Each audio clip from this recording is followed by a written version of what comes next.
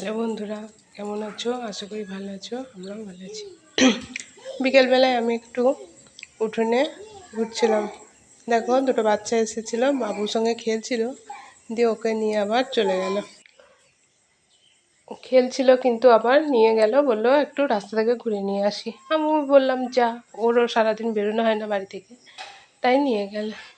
এদিকে আমিও একটু গেটের কাছে দাঁড়িয়ে নিলাম। বিকেলবেলায় একটু আমি এখানে দাঁড়াই।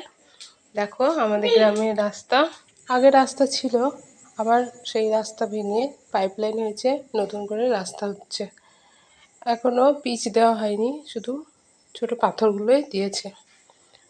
কাল থেকে দেখলাম বন্ধ আছে, কাজ হচ্ছে না। দেখো, সবুজে সবুজে ঘেরা আমাদের গ্রাম। আর এখানে আমি একটা কারিপাতা গাছ লাগিয়েছিলাম, গাছটা অনেক বড় হয়েছে, সেটা তোমাদের একটু দেখালাম। হঠাৎ করে কোথা থেকে মেঘ এসে একদম আকাশটাকে জুড়ে ফেলেছে, হাওয়াও জোরদার উঠে পড়েছে।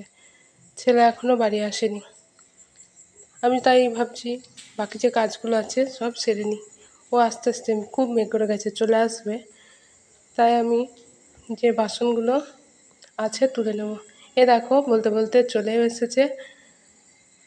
বাচ্চাটাও এসে ও খেলা করছে আর তুলসী মন্দিরে বসেছে বাবু। আমি বললাম তাহলে ও যখন ও খেলছে খেলুক, আমি বাকি কাজগুলো করে নিই। যদি বৃষ্টি আসে তাহলে আবার কারেন্ট চলে যাবে, তখন আর কিছু করতে পারবো না। আগে আমি বাসন টাসনগুলো তুলে নিলাম। এগুলো দুপুরে খাওয়ার পর এখানেই রেখে দিই। জলটা ঝরে যায় যখন, তখন আবার এগুলো ঘরে তুলে নিই। প্রথমেই ঘরে তুললে সব জল হয়ে যায়। যাই হোক বন্ধুরা, খুব মেঘ করেছে, ব্লগটা এখানেই শেষ করলাম। ভালো লাগলে লাইক করো, কমেন্ট করে জানিও আমার ব্লগগুলো কেমন লাগছে। আজকের মতো এখানে শেষ করলাম, টাটা।